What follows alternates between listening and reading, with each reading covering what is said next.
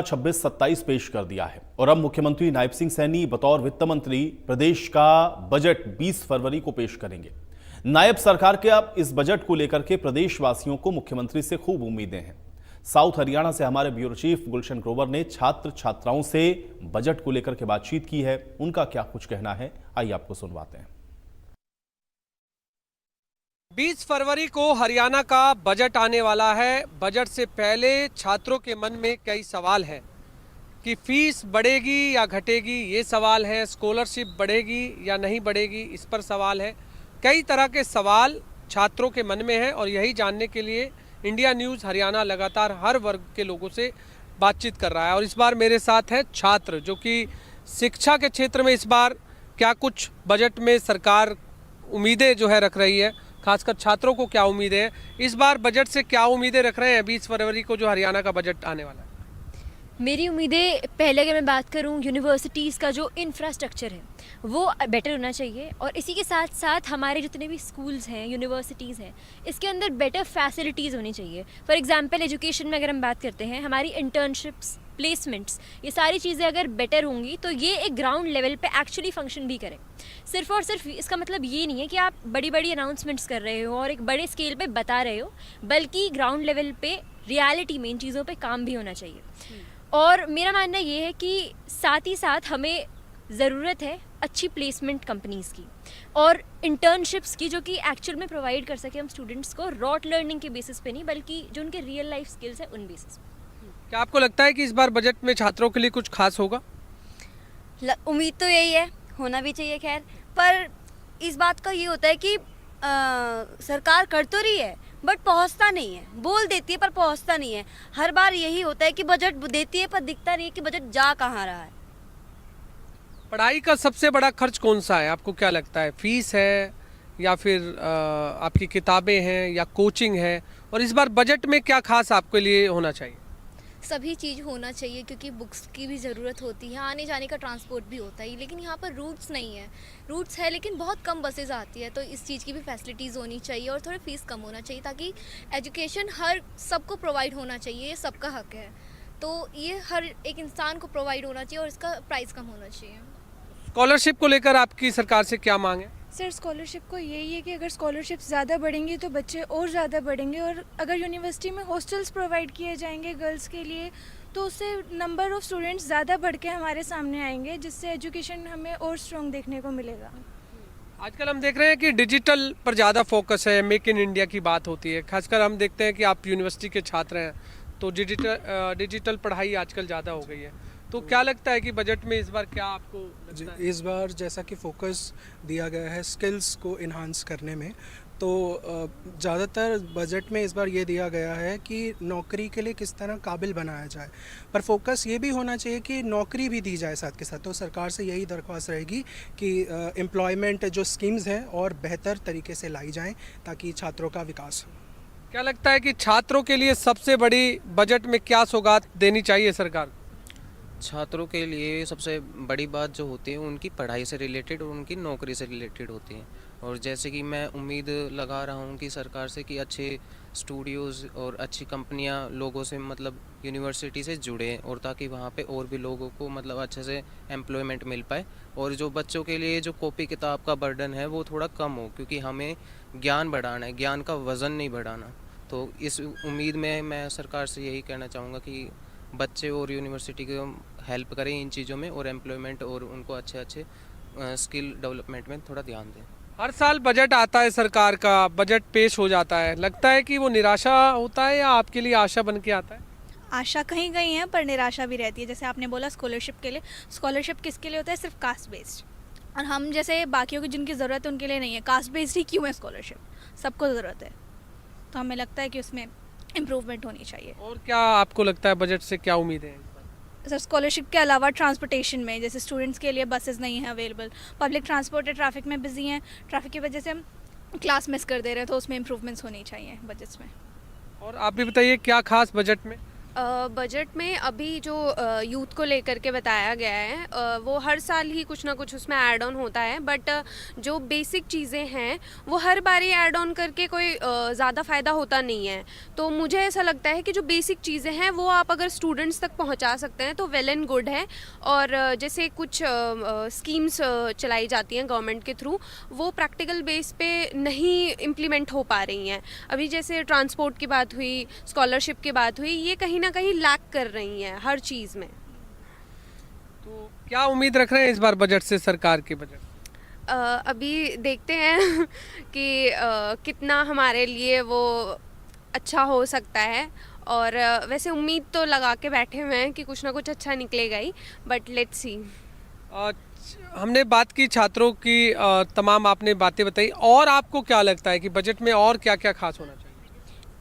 मेरा एक personal opinion है ये कि जैसे मिडिल क्लास के लिए स्कॉलरशिप की बात है, जैसे सबने बोला है वो सब सही है, एकदम फिट बैठ रहा है।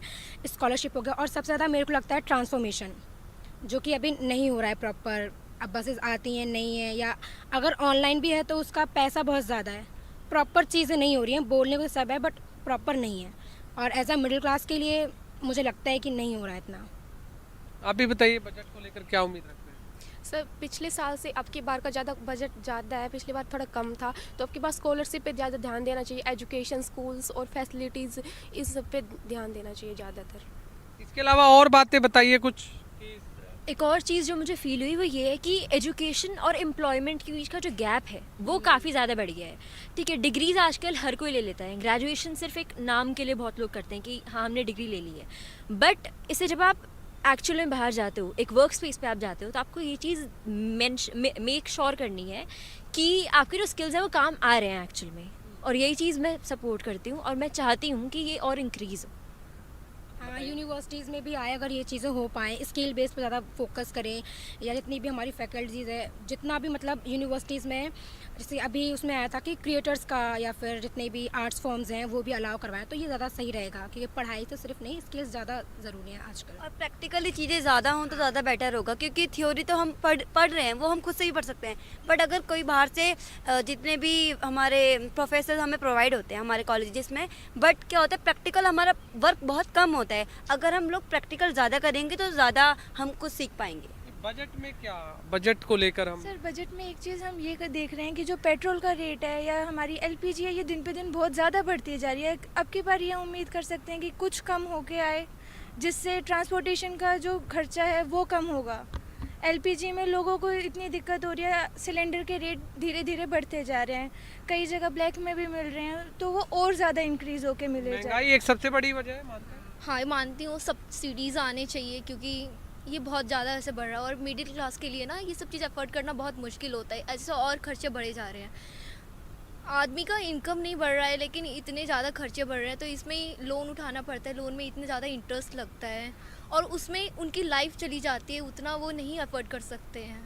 तो इसमें लोन के लिए कम इंटरेस्ट पे प्रोवाइड करना चाहिए, और टैक्सेस कम करने चाहिए। जीएसटी में सामान सबका बहुत ज़्यादा हो रहा है, तो एक चीज़ छोटी सी सामान खरीदने में इतना ज़्यादा लग जाता है। तो और सर, एक और चीज़ पे अगर वो देखें तो हमारे लिए, जैसे कॉलेज में हम लोग मास्टर्स कर रहे हैं, या बीच में हमारे लिए बीच में लाया जाए कि जॉब्स की अपॉर्चुनिटीज़ दी जाए बच्चों को, जिससे उनका एक्सपीरियंस शुरू से बढ़ना शुरू हो जाए।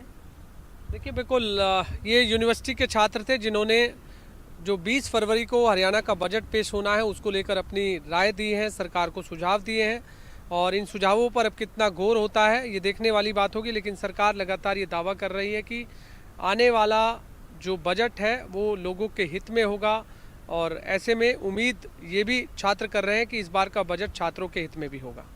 कैमरामैन दिनेश के साथ गुलशन ग्रोवर, गुरुग्राम।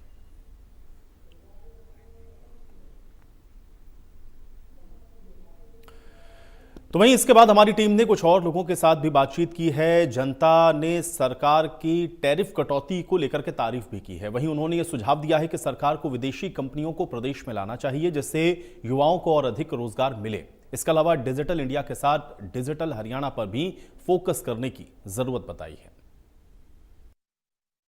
20 20 फरवरी को हरियाणा का बजट आने वाला है और बजट से पहले तमाम जो वर्गों के लोगों से इंडिया न्यूज हरियाणा बातचीत कर रहा है। और इस बार मैं गुड़गांव के डीएलएफ फेज 3 में हूं, जहां पर मेरे साथ तमाम वर्ग के लोग मौजूद हैं। सबसे पहले जानते हैं कि बजट कैसा होना चाहिए, क्या उम्मीद रख रहे हैं बजट एक इस तरह का होना चाहिए कि जिससे एक आम आदमी को राहत मिलनी चाहिए और जितनी भी चीज़ें जो बहुत महंगी हो चुकी हैं, अगर वो सरकार उस पर ध्यान दे और उनको सस्ता करे, उन रेटों पर उनकी साइड ध्यान दे, तो इससे सभी लोगों को बहुत फ़ायदा होगा।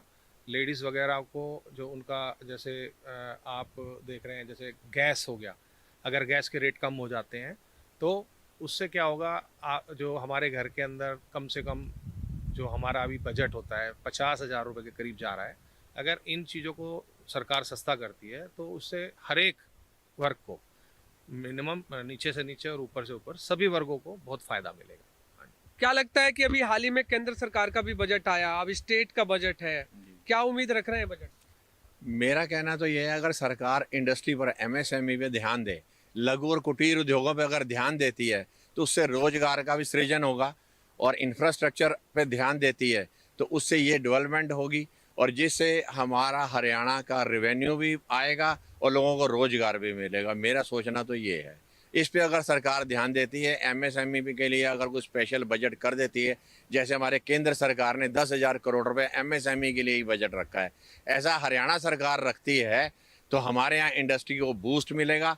इंडस्ट्री बूस्ट होगी तो रोजगार मिलेगा, रोजगार मिलेगा तो उससे हमारा रेवेन्यू जुड़ेगा, रेवेन्यू आएगा तो उन्नति होगी और विकास जो बढ़ेगा तो हमारा विकसित राष्ट्र बनने में 2047 में कोई देरी नहीं होगी।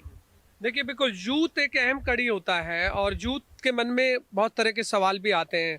अब हरियाणा का बजट आ रहा है 20 फरवरी को, तो क्या उम्मीद आप भी रख रहे हैं कि सरकार से कि बजट किस तरह का होगा, किस तरह के हित में होगा? जी, मेरा बस ये है कि मतलब सरकार ऐसी पॉलिसीज़ निकाले जिससे जो बाहर की जो कंपनीज़ हैं वो यहाँ पे आके इन्वेस्टमेंट्स करें, जिससे कि और जॉब्स क्रिएट और भी यहाँ का इंफ्रास्ट्रक्चर डेवलप हो। उससे क्या करते हैं आप? मैं सॉफ्टवेयर इंजीनियर हूँ।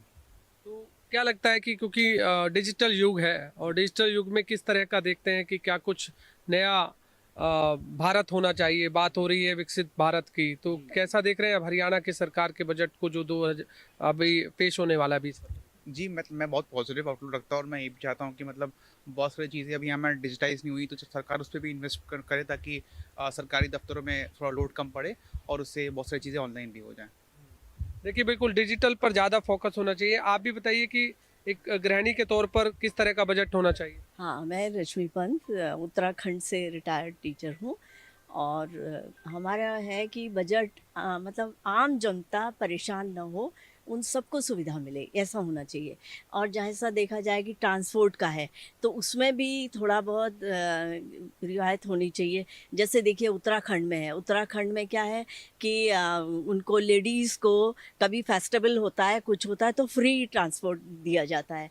तो यहाँ भी कुछ ऐसा होना चाहिए लेडीज़ के लिए कि वो भी जैसे आने जाने में जाना हो, उनको कुछ हो तो थोड़ी सी उनको रियायत मिले, ये सब होना चाहिए। और भी कई चीज़ों में देखिए गैस से संबंधित है वो कम होना चाहिए।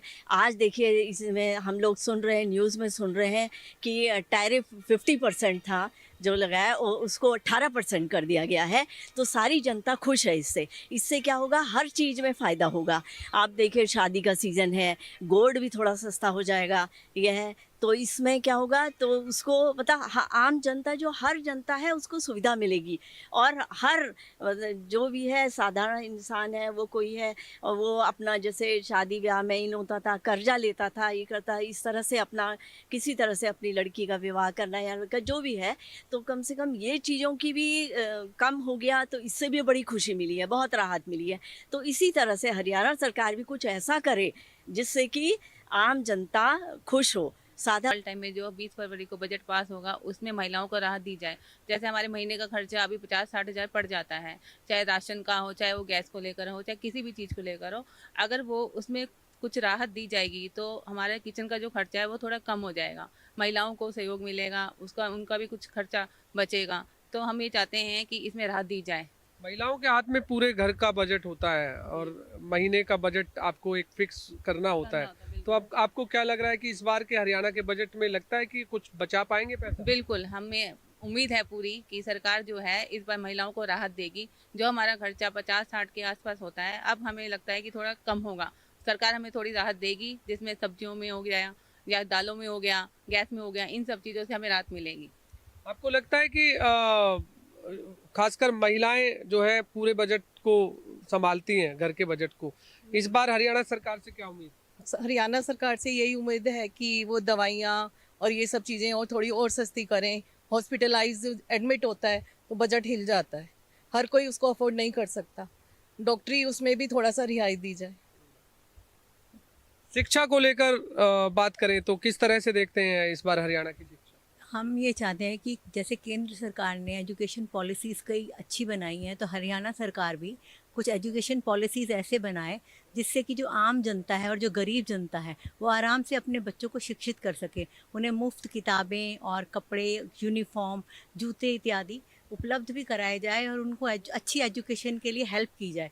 और मोर ओवर ये है कि एक अच्छी चाइल्ड डेवलपमेंट के लिए उनको और फील्ड्स में भी आगे किया जाए, जैसे कि उनको गेम्स वगैरह में, अदर टूर्नामेंट्स में भी, एक्स्ट्रा करिकुलर एक्टिविटीज़ में भी आगे बढ़ाया जाए, ताकि हरियाणा से भी जैसे बच्चे और देशों में और राज्यों में आगे बढ़ रहे हैं, हरियाणा से भी बच्चे हर क्षेत्र में आगे बढ़ें और उनको अच्छी एजुकेशन पॉलिसीज़ लागू करनी चाहिए। देखिए बिल्कुल, हम देख रहे हैं कि मुख्यमंत्री नायब सिंह सैनी खुद तमाम वर्गों को से जो है प्री बजट पर चर्चा कर रहे हैं, सुझाव ले रहे हैं। आप भी क्या सुझाव देना चाहते हैं सरकार को? मैं आर्किटेक्ट हूँ और मेडिकल आर्किटेक्चर से ही मैं रिलेटेड हूँ।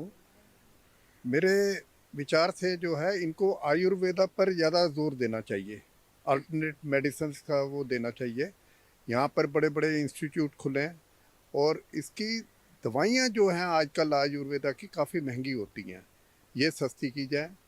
और दूसरा जो है मेडिसिन, इनको जो है अलग अलग योगा सेंटर बनाने चाहिए। जो है हरियाणा में एक आयुर्वेदा इंस्टीट्यूट बड़ा सा बनाना चाहिए, जिससे लोगों को काफ़ी राहत मिलेगी। क्योंकि मेडिकल आजकल काफ़ी महंगा हो गया है। मेडिकल बहुत महंगा है, इवन आयुर्वेदा की मेडिसिन भी काफ़ी महंगी है। उन पर भी सब्सिडी देनी चाहिए, इसको प्रमोट करना चाहिए और इसको इंटरनेशनली प्रमोट करना चाहिए।